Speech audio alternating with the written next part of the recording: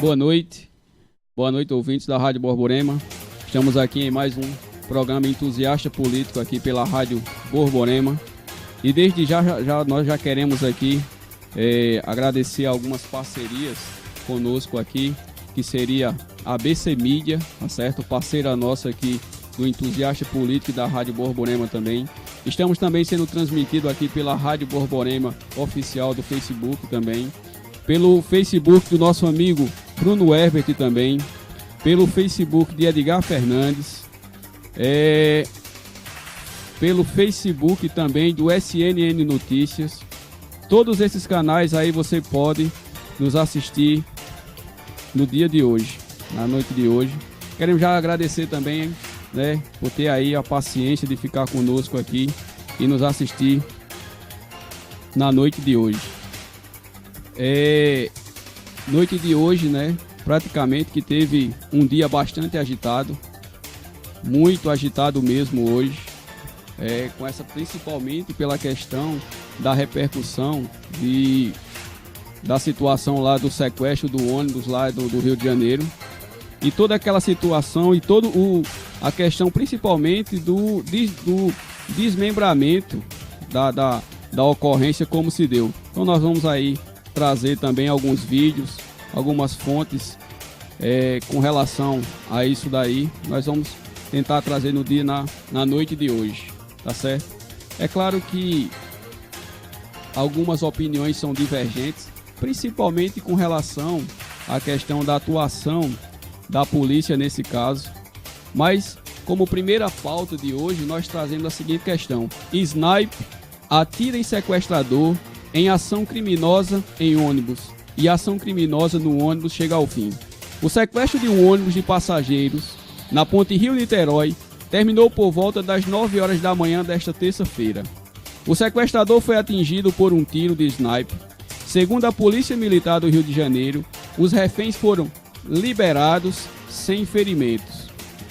A Globo News também noticiou que a PM do Rio de Janeiro informou que o homem não resistiu aos ferimentos após o tiro da questão do sniper e morreu.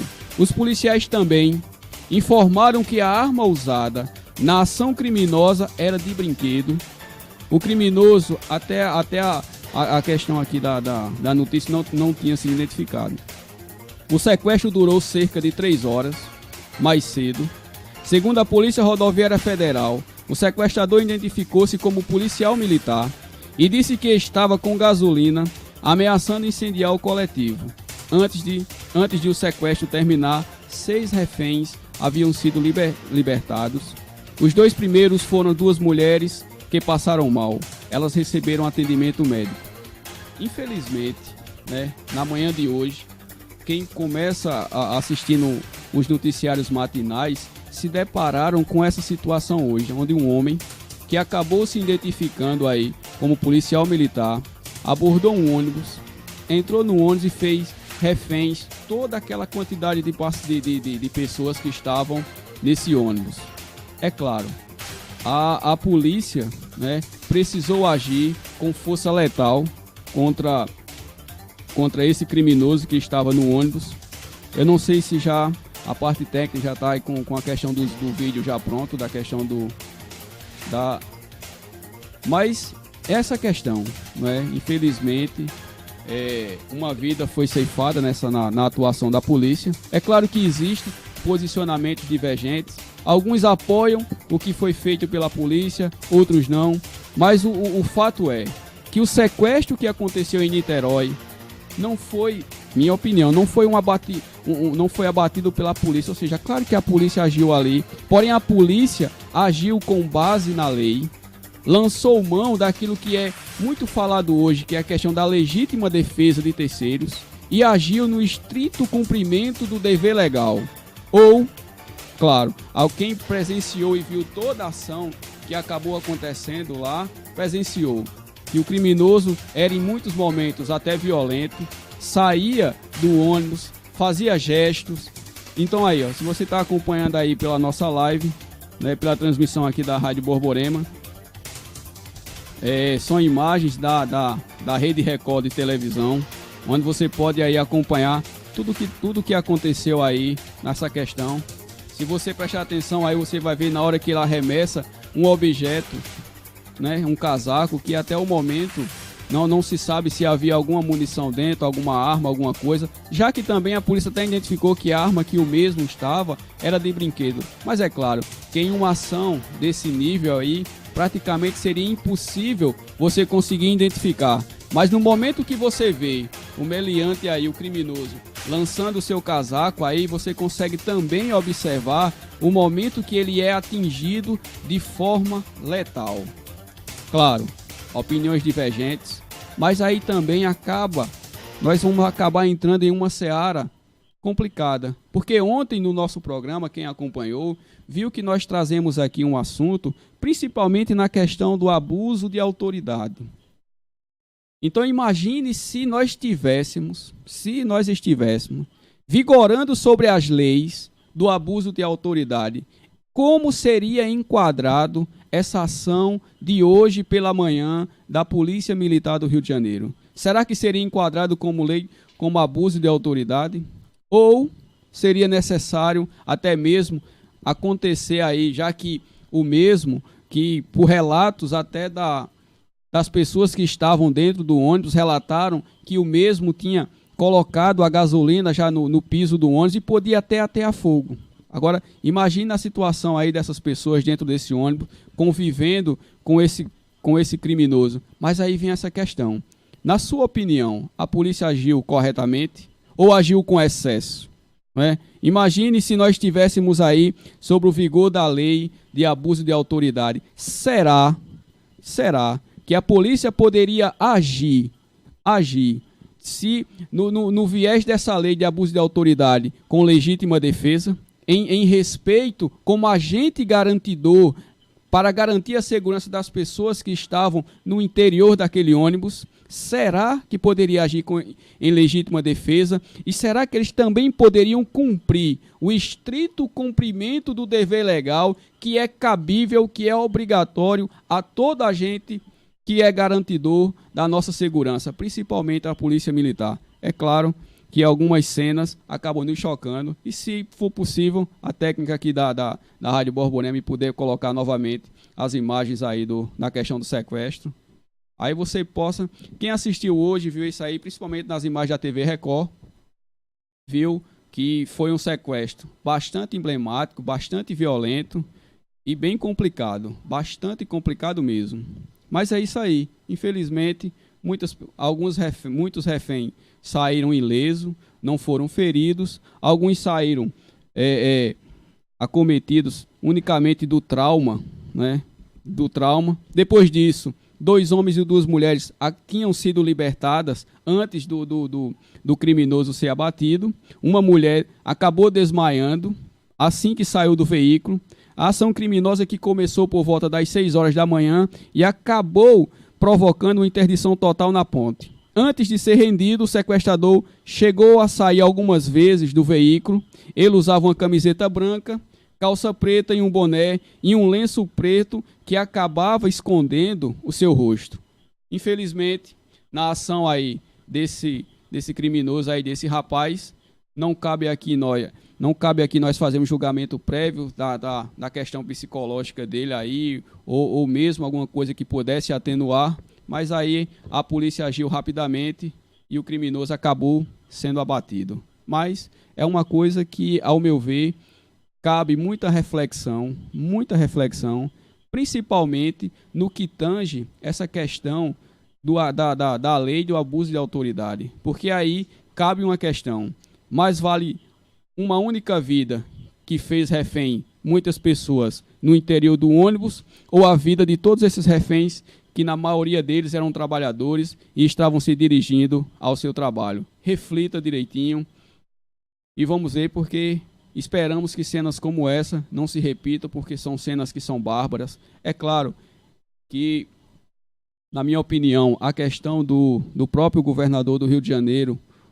comemorar, em alguns momentos, comemorar o assassinato, a morte do criminoso, mesmo ele sendo criminoso, na minha opinião, não caiu bem, né? Mas aí também temos que parabenizar a ação da Polícia Militar, que livrou muitos reféns. Mas saindo um pouco aí dessa esfera criminal que abalou hoje o Brasil hoje pela manhã, porque muitas pessoas acabaram fazendo similaridade com o último caso de sequestro que teve em ônibus aqui no nosso país, mas graças a Deus acabou e os reféns foram libertados.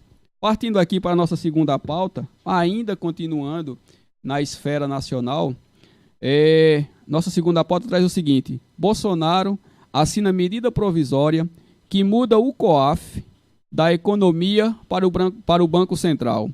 O presidente Jair Bolsonaro assinou na noite desta terça-feira medida provisória que transfere o Conselho de Controle de Atividades Financeiras, o COAF, do Ministério da Economia para o Banco Central.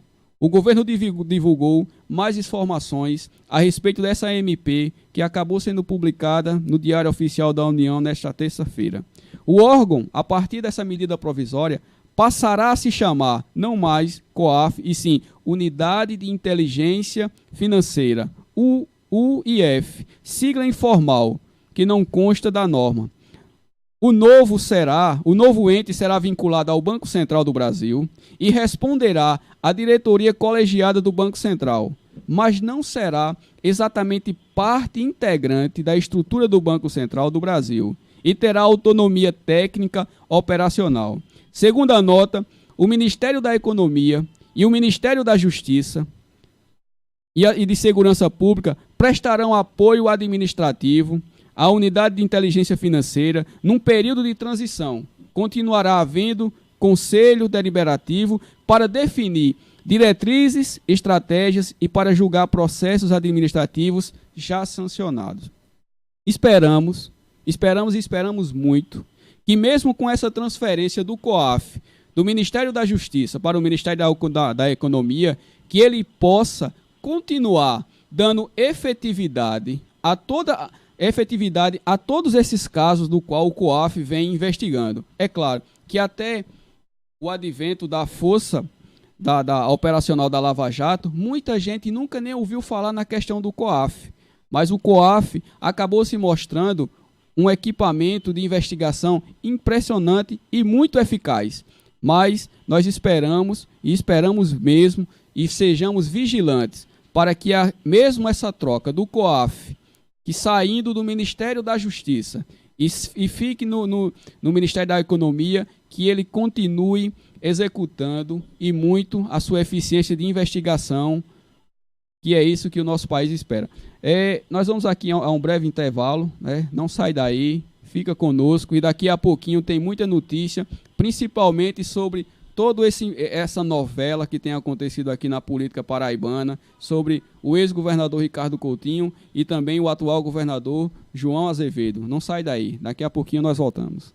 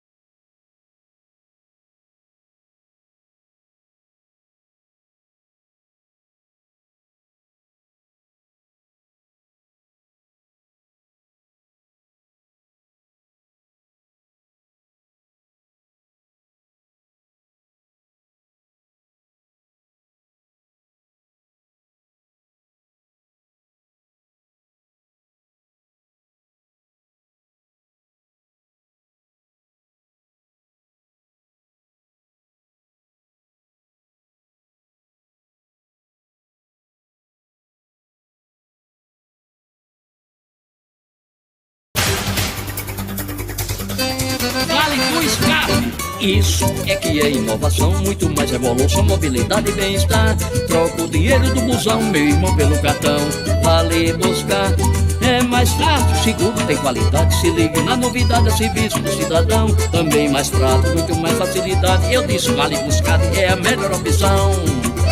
Apresenta o comprovante de recarga do Vale Buscar e ganhe descontos na rede de estabelecimentos credenciados.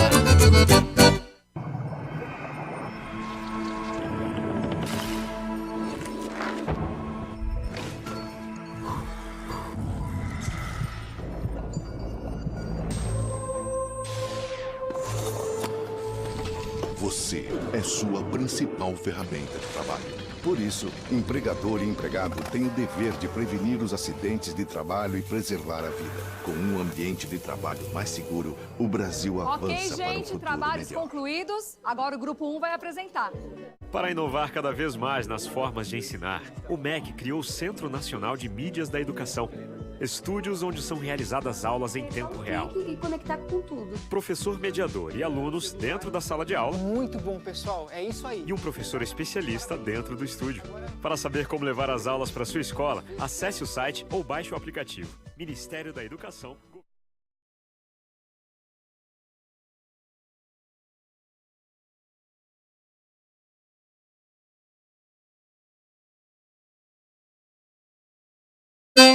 Vale do escape. Isso é que é inovação, muito mais evolução, mobilidade e bem-estar. Troca o dinheiro do busão mesmo pelo cartão.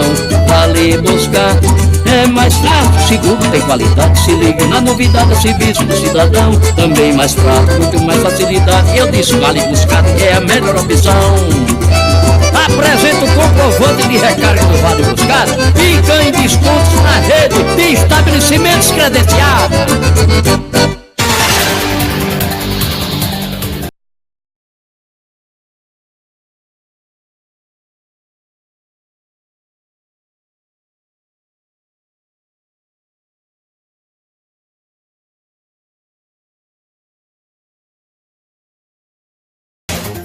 Com entusiasta político, e novamente queremos agradecer a parceria da ABC Mídia, da Rádio Borborema, do SNN Notícia. Todos esses canais aí também estão em parceria conosco aqui e estão nos ajudando nessa questão da divulgação. E em breve também, nós estaremos também com um canal no YouTube chamado Entusiasta Político também, para também nos ajudar aqui na questão da divulgação do nosso programa. Mas voltando, né, é um programa diversificado, sem viés político, sem posicionamento e totalmente apartidário. Esse é o nosso programa. E ontem nós trouxemos a questão sobre a indicação do Eduardo Bolsonaro para a embaixada e na visão da consultoria legislativa do Senado, que deu parecer que acabou enquadrando a possível indicação do deputado federal Eduardo Bolsonaro à embaixada do Brasil em Washington como nepotismo. É claro, existem muitas discussões a respeito disso, com relação à questão se o cargo de embaixador, se ele seria um cargo político. Mas a consultoria do Senado acabou dando um parecer de que a indicação do presidente em indicar o seu filho para a embaixada seria considerada nepotismo. Porém, como a nossa política é bastante dinâmica, a senadora Daniela Ribeiro tem nomeado parentes para dentro do seu gabinete e, pasmem, pagando um pequeno salário de R$23 mil. Daniela Ribeiro, senadora do Progressista na Paraíba, abriu as portas do gabinete para a família. Contratou Marina Ribeiro Barbosa Gaudêncio, filha de sua prima, para trabalhar como assessora parlamentar, com um salário de cerca de R$23 mil. Isso daí, só para que a Paraíba inteira entenda, não é a primeira vez. Até então, Marina estava lotada na liderança do PP, Partido Progressista no Senado, partido que é liderado pela senadora Daniela Ribeiro, onde ganhava menos. Mas o que mais impressiona do que a generosidade da senadora é o fato de o Senado não considerar nepotismo a contratação de primos de segundo grau. Já que ontem, sem viés, sem partidarismo, porque na minha opinião, a indicação do Eduardo Bolsonaro para a embaixada em Washington, é minha opinião, contradiz aquilo que a gente chama na questão do direito administrativo, principalmente no direito da moralidade, porque ela acaba violando também o princípio da impessoalidade. Claro, existe a discussão se é um cargo político, se não é, tudo mais. Mas, na minha opinião, a forçação do presidente em tentar legitimar a indicação do filho, deputado federal por São Paulo, e colocá-lo em um cargo de embaixador, já que embaixador no Brasil é um cargo de carreira e existem muitos embaixadores, na minha opinião, é uma tremenda forçação de barra e acabou dando munição para a oposição acabar atirando no seu governo. Porém, essa mesma consultoria que acabou por versar e tutelar que a indicação do então deputado federal a embaixador é nepotismo, acabou deixando passar que a senadora tem indicado um primo de segundo grau para o seu gabinete, já que a configuração de nepotismo configura a indicação de um cônjuge, de um companheiro e parente de até terceiro grau, inclusive por afinidade. E no caso, a contratação desse primo dela aí que configura a contratação de um parente em até, no caso dela, de segundo grau e talvez até por afinidade. Ela pode até ter a questão técnica, ser uma excelente funcionária no Senado. Mas nesta questão aí, parece-me uma questão imoral e que fere alguns princípios constitucionais, principalmente essa questão do nepotismo. E o que nós vemos também é a seguinte questão. Se para a consultoria legislativa do Senado acabou chancelando que é nepotismo, então por que no gabinete da senadora existe a contratação da sua prima? Né? Já que, além da senadora no Senado, ela também conta com a questão do deputado federal Aguinaldo Ribeiro na Câmara, né? O seu pai é vice-prefeito aqui em Campina Grande.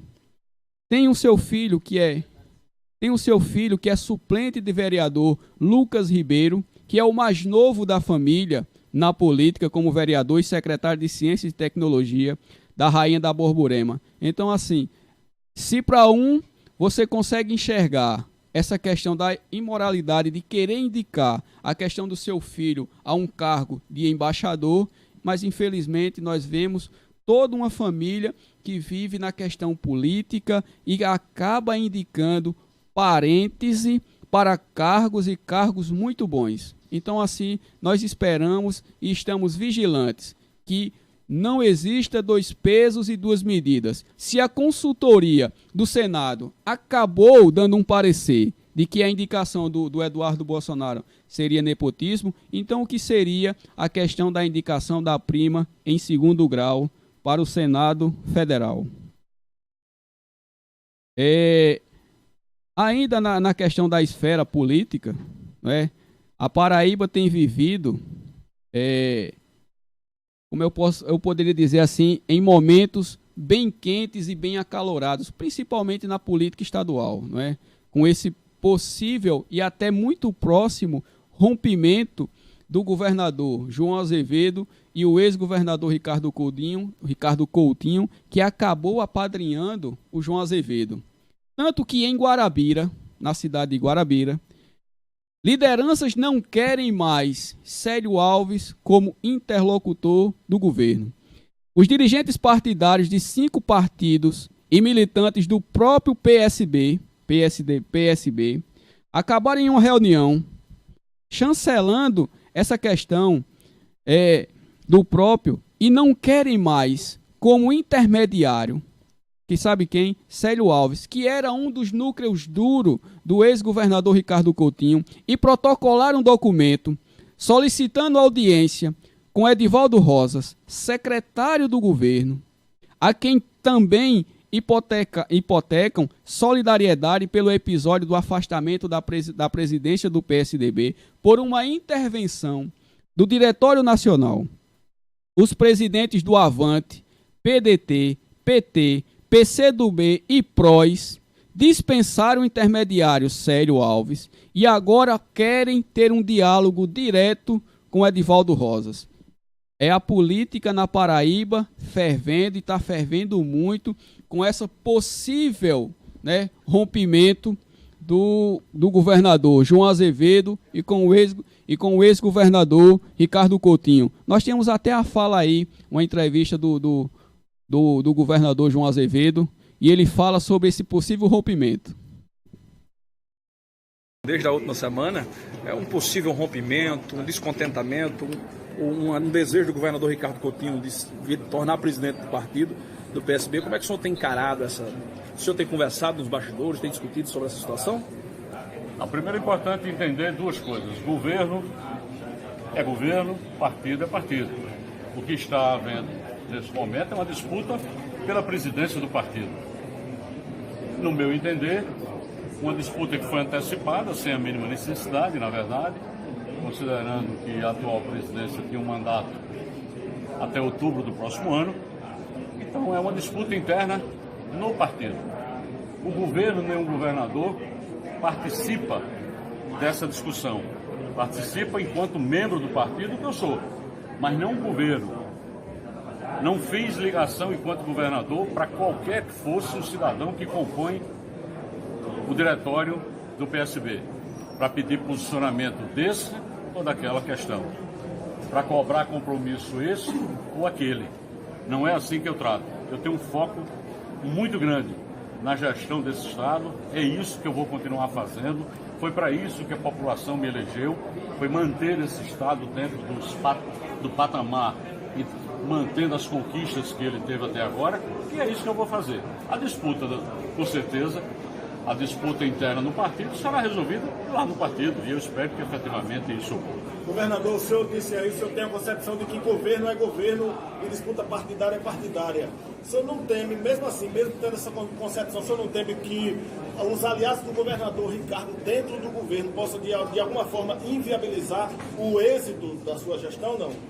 A partir do momento que haja identificação disso que você está dizendo, supondo que ocorra o que eu não acredito, evidentemente que o governador tomará as providências. Ninguém dentro do governo estará boicotando o governo e o governo sendo omisso. É evidente que não. Eu não acredito que ocorra isso. Entretanto, se ocorrer, tomaria as medidas devidas e necessárias imediatamente. Governador, sobre a agenda em Brasília, o presidente nacional do PSB disse que aguarda uma ida sua lá para discutir o encaminhamento do partido no Estado. Não, eu não participarei dessa reunião nesse momento, até por conta da minha agenda, realmente, que é muito grande. Eu estou quase... Existe uma outra agenda em Brasília, com o presidente do Senado, Davi Alcolumbre. Existe uma agenda também no mesmo dia com o presidente do Supremo, Dias Toffoli. E existe uma agenda também no mesmo dia com o senador Rogério de Sergipe, que está cuidando da pauta federativa. E talvez eu nem participe dessas agendas, porque quarta-feira eu tenho que estar em Teresina, quarta e quinta-feira, participando do grande fórum para discutir a infraestrutura dentro daquilo que nós criamos, que é o Consórcio Nordeste. Então, essa agenda ainda está para ser definida, entretanto eu não tenho como participar dessa reunião. Sua agenda é amanhã? Essa agenda é amanhã lá em Brasília. Governador, parece que o que gerou essa crise, pelo menos momentaneamente, do seu partido, que é o PSB, a Avenida de Paraíba, o ex-governador e o seu grupo, foi a indicação do Rosa para ocupar cargo no Estado. Está transparecendo isso. Alguém acredita que você alçar a condição de secretário, o presidente do partido do qual eu pertenço, vai gerar uma crise? Evidentemente que esse não pode ser o motivo. Mas quem tem que dizer os reais motivos pelo qual essa disputa tão grande dentro do partido são aqueles que começaram e iniciaram o processo de disputa. Eu até agora não tenho a compreensão, porque a vinda de Edivaldo para o governo do companheiro, que passou 15 anos se dedicando ao partido, que construiu juntamente com muita gente desse partido, alçá-lo à condição de secretário não poderia gerar crise, ao contrário, deveria gerar uma expectativa maior da participação do próprio partido do governo. Eu sou do partido, então seria mais uma representação. E isso não é uma coisa exclusiva da Paraíba. Se você for a Pernambuco, o secretário de Desenvolvimento Humano lá e da Juventude é o presidente do PSB lá. Ou seja, não há incompatibilidade, nós sabemos disso. Os reais motivos, eu confesso, não sei. O senhor tem conversado com o ex-governador Ricardo Coutinho ultimamente com relação a pacificar o partido na Paraíba? Não, especificamente com esse assunto, não. Governador, na última sexta-feira, hoje mesmo, a vereadora Sandra Marroques, também é deputada Então vocês puderam acompanhar a entrevista do governador João Azevedo, não é? E a novela continua entre o governador João Azevedo e o ex-governador Ricardo Coutinho, né? Ricardo Coutinho, que acabou atropelando o atual governador João Azevedo em conseguir emplacar, né, uma intervenção nacional sobre o Diretório da Paraíba, né? O ex-governador Ricardo Coutinho acabou atropelando o João Azevedo nessa queda de braço que está ocorrendo de forma interna pelo comando do PSB na Paraíba. A intervenção da Nacional no Diretório Estadual, que foi decretada, se não me engano, na última segunda-feira, teve como objeto de apear, de deixar refém o atual governador da Paraíba, o atual secretário Edivaldo Rosas, da Previdência, e acabou jogando o João Azevedo nas cordas, não é? O clima ficou muito tenso, muito pesado no PSDB com essa intervenção, o que acabou desencadeando várias reuniões de militantes. Reuniões como essas que acabaram acontecendo na cidade de Guarabira, onde partidos, líderes de partidos e militantes acabaram, mesmo com a intervenção do partido, acabaram não querendo mais ter a interlocução do Célio Alves, que todo mundo sabe que Célio Alves era quem? Era participante do núcleo duro, não do atual governador, mas sim do ex-governador Ricardo Coutinho. Então, com esse tipo de atitude, né, esses partidos acabaram se reunidos e pediram para que Célio Alves não faça mais nenhuma interlocução, porque eles agora querem participar de forma direta com o deputado Edivaldo Rosas.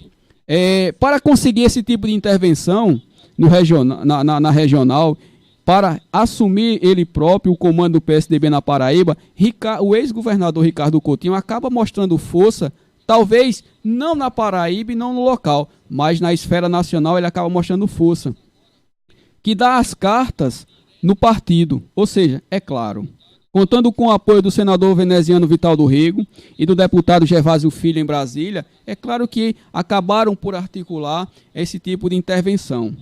Porém, né, fica-se necessário que essa novela entre o governador João Azevedo e o ex-governador Ricardo Coutinho, eu acredito que terão muito mais capítulos, já que o rompimento no PSB parece um caminho sem volta. Está quase parecendo, quase o mesmo fio, né? Só está faltando um campestre. Só está faltando um campestre e um pouco mais de foguetório para que o rompimento se concretize. Já que o governador João ele sabe que mesmo tendo a tutela e a chancela da caneta do Estado, mas ele foi atropelado nesse episódio da intervenção e sai arranhado em seu prestígio nacional. Sobre o desfecho no PSDB, com a intervenção e posteriormente, ele mesmo admite, o próprio governador João Azevedo acaba admitindo agora que já tem recebido até convites para se filiar a outros partidos. Na questão, isso aqui é fala do governador, onde ele diz assim, não aceito a intervenção, não aceito o presidente nacional dissolver o diretório e depois me ligar para ter uma conversa. Não cabe mais. A decisão já foi tomada. Isso daí são palavras do atual governador da Paraíba, que não foi comunicado previamente com relação a essa intervenção. Porém, é evidente que o clima está quente no Estado, não é? As bases políticas que fazem parte do núcleo duro do governo estão abaladas, não é? Já que em uma postagem em um Facebook, um ex-secretário revela que Ricardo Coutinho acaba não tolerando ficar sem exercer nenhum tipo de poder, não é? Esteve no governo Ricardo Coutinho e certamente conhece esse secretário, palavras do secretário, conhece como funciona a parte, aquela parte mais íntegra, mais chegada do governo.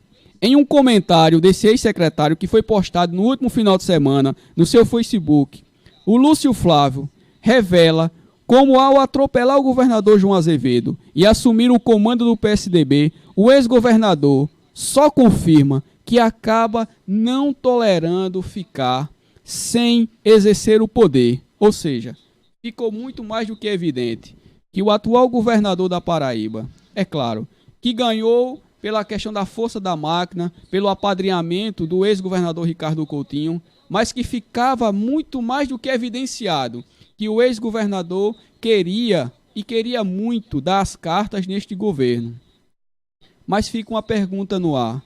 Será que o ex-governador Ricardo Coutinho, se esse rompimento se configurar e for confirmado, quem fica com quem? Será que o ex-governador Ricardo Coutinho, sem a poderosa caneta administrativa do Estado, continua sendo considerado ainda a maior liderança política do Estado?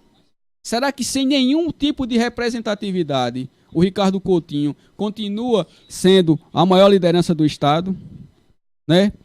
E nessa esfera dos debates políticos, o próprio Edivaldo Rosas já decidiu que permanece com João.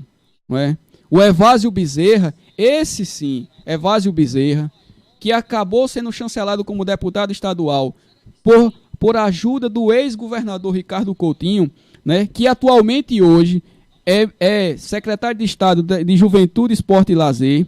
Se não mudar de ideia nas próximas horas, eu tenho certeza, até porque ele já admite em algumas entrevistas, que também vai apoiar João.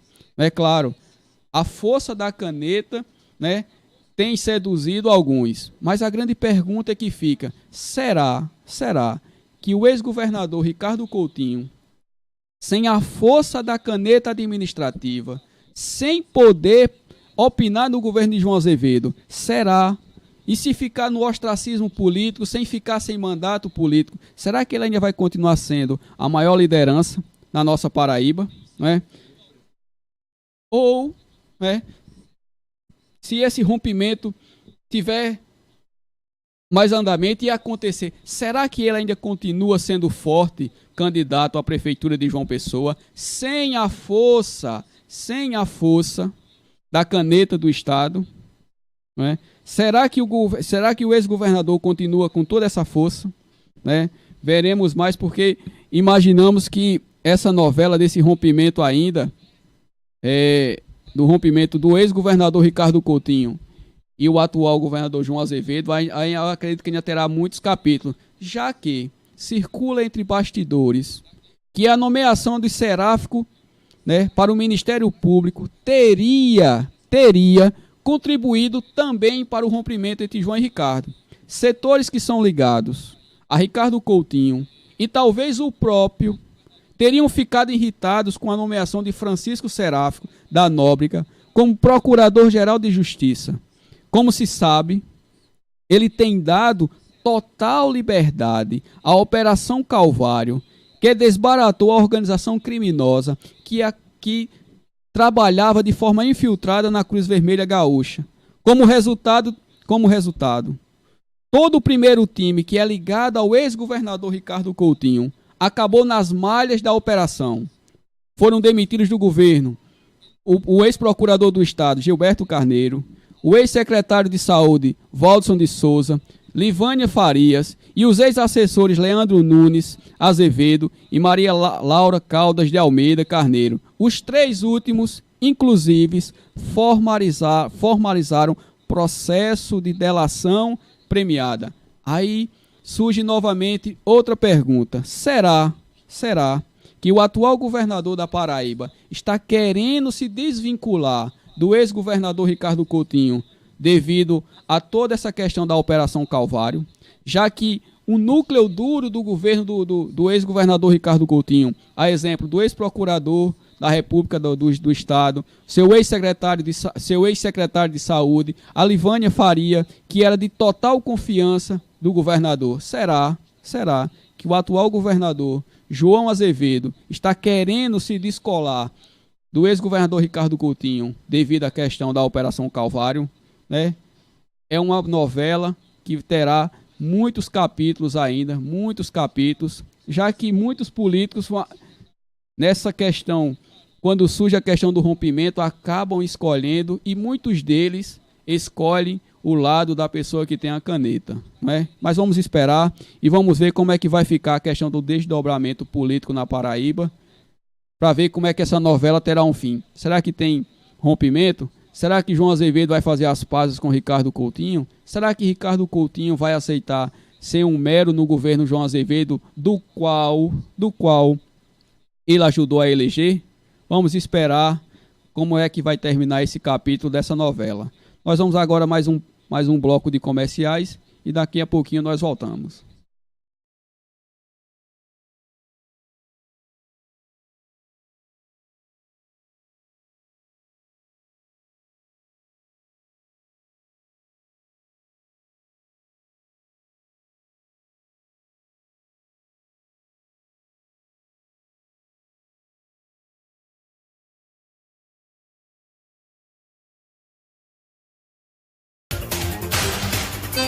Vale do escape.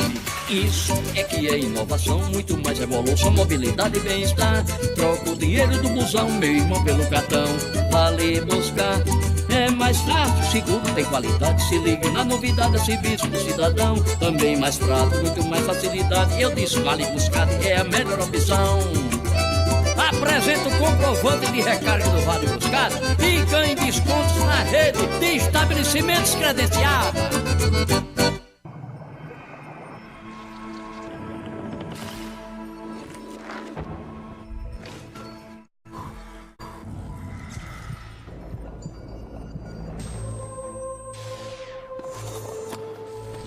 Você é sua principal ferramenta de trabalho.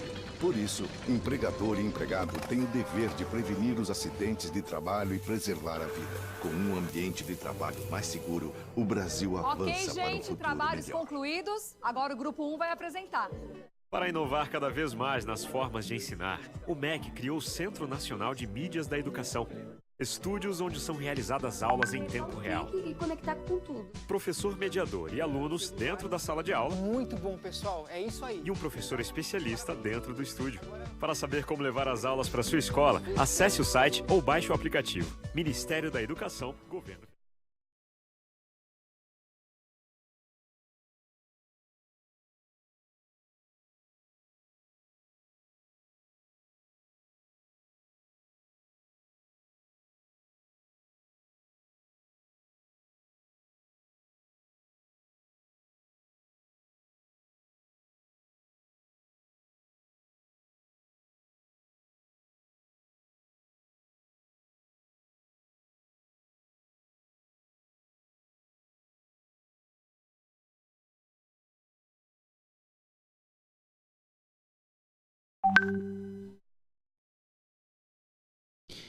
Então nós estamos de volta no estúdio da Rádio Borborema. Novamente agradecer a parceria da ABC Mídia, né? O site do SNN Notícia. O SNN Notícia, também temos a transmissão no Facebook do Bruno Ebert, do Edgar Fernandes, e em breve nós estaremos também com um canal no YouTube do Entusiasta Político para mais informações. Mais uma aqui, mais uma pauta aqui, né? Pauta de encerramento praticamente, é que magistrados da Paraíba se mobilizaram contra a lei do abuso de autoridade. Um ato público contra o projeto de lei 7.596 de 2017, aprovado pelo Congresso Nacional, que trata da criminalização do abuso de autoridade, aconteceu nesta terça-feira no Fórum Afonso Campos, em Campina Grande. O movimento foi promovido pela Associação dos Magistrados da Paraíba, a Associação Paraibana do Ministério Público e a Associação das Prerrogativas dos Delegados da Polícia Civil da Paraíba, e também aconteceu em João Pessoa, Patos e Souza. Você está vendo aí, vai acompanhar algumas imagens de hoje, né, desse movimento, dessa mobilização dos magistrados na Paraíba e da Polícia Civil também, porque foram justamente eles que mais vão ser afetados se essa aberração dessa lei for sancionada pelo presidente da República. Abuso de autoridade que basicamente visa punir não mais o meliante, não mais o criminoso, mas agora acaba por punir, sim, aos magistrados, aos operadores do direito que tentam levar essa questão. Imagine agora como é que vai ser a atuação policial restrita pelo abuso de autoridade, sem poder nem filmar as suas operações. Então aí, se eu não me engano, tem algum áudio aí. Então você vai ver o áudio aí dessa mobilização aí dos magistrados na Paraíba que aconteceu aqui no Fórum Afonso Campos, em Campina Grande, na Paraíba.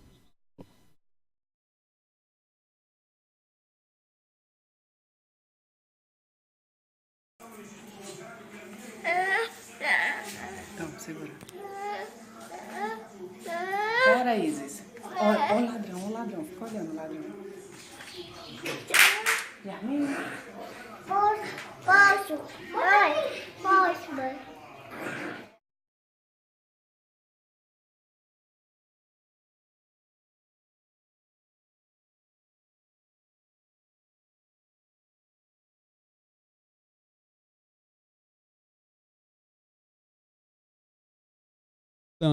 Pasmem, estão furtando câmeras de segurança que ficam nas residências. O primeiro furto foi registrado na última segunda-feira, né?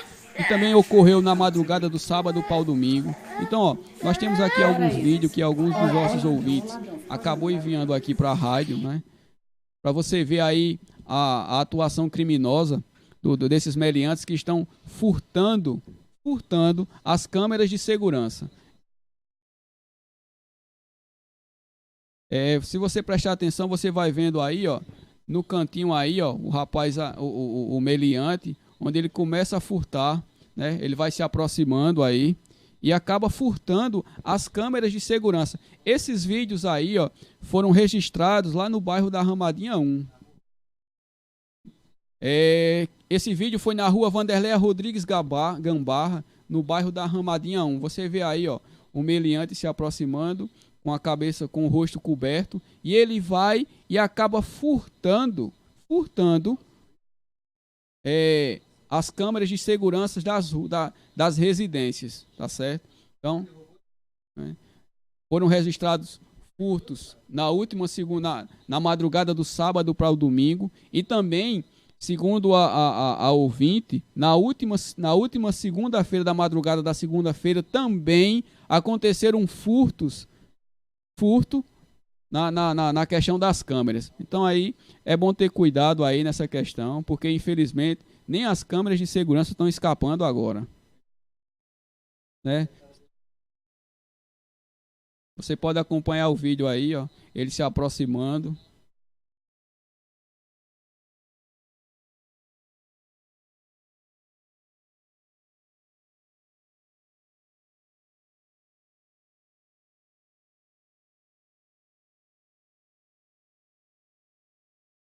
Né? Então ali no bairro da Ramadinha 1, na rua Vanderléia, esse furto aí aconteceu na rua Vanderléia Rodrigues Gambarra, no bairro da Ramadinha 1. Né? E também tem outras diversas ruas também que tem câmeras, que é bom que os moradores dessas casas prestem atenção para que também não aconteça o furto das suas câmeras. Né? Então é isso daí, né? Esperamos que depois desses vídeos aí a autoridade policial possa tomar as medidas competentes e prender esse meliante aí que está furtando essas câmeras de segurança. E com isso, né, eu quero desde já agradecer a audiência de todos que ficaram comigo aqui no Entusiasta Político, na Rádio Borborema, das 18 horas até as 19 horas. Então agradeço e até amanhã, se assim Deus nos permitir. Das 18 horas até as 19 horas. Então agradeço e até amanhã, se assim Deus nos permitir. Das 18 horas até as 19 horas. Então agradeço e até amanhã, se assim Deus nos permitir.